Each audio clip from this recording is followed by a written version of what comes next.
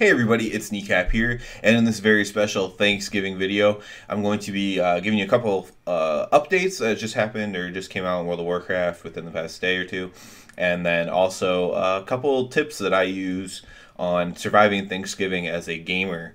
So first of all, this has been addressed on Twitter and everything, but and since I put this into my This Week in WoW video, I feel it's kind of important to update this.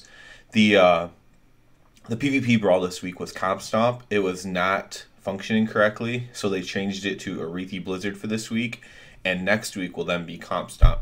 So this is actually the kind of solution I wish Blizzard would take more often when something's not working. Obviously, you can't do that if it's like a core game thing, but if something's not working, to just kind of switch to something that is working instead of why take the servers down for Comp Stomp, for example, right? So I like that solution a lot. I also like Arethi Blizzard better than Comp Stomp. The other thing is probably a little bit more important is we now know for sure that the corruption values are static. So for patch 8.3, I've done a couple videos on corruption because it's the main thing for 8.3. And the corruption values are static. So in my last video that was a little bit more kind of getting into specifics of corruption gear, I would have said, something could give you like 17 to 25 corruption.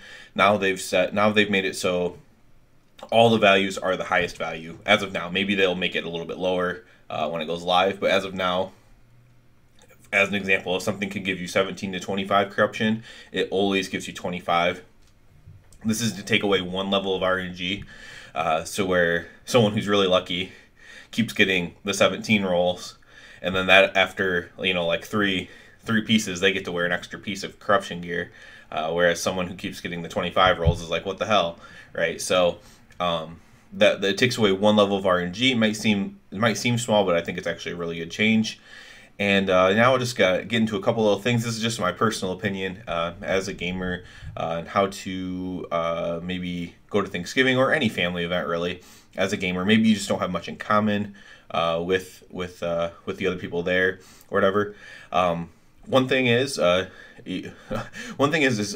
honestly to try not to talk about yourself that much at all. That's kind of avoiding deflecting, but take interest in what other people are talking about. Take interest in what other people's hobbies are or whatever.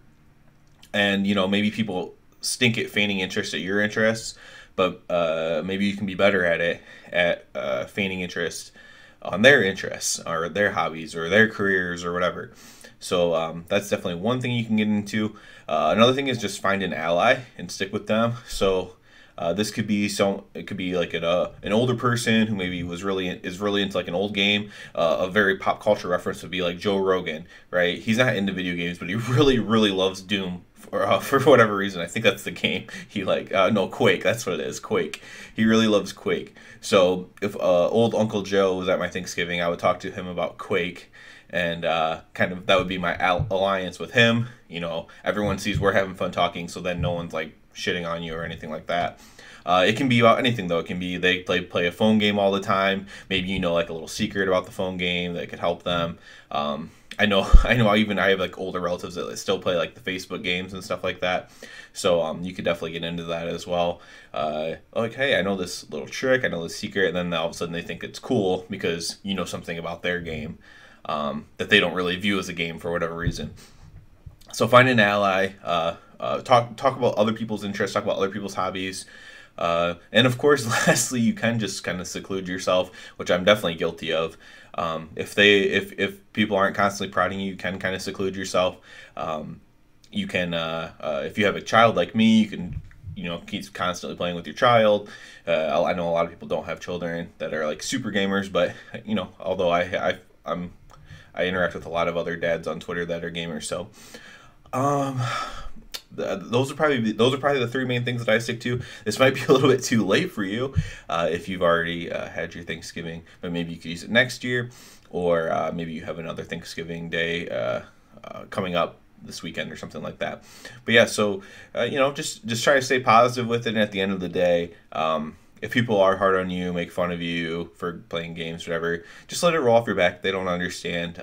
Likely they are family members, so they probably do love you at least somewhat, somewhere in there, right? So Just let it roll off your back and don't take it too seriously. Please subscribe to the channel. That helps me out a ton, and everybody have a good one.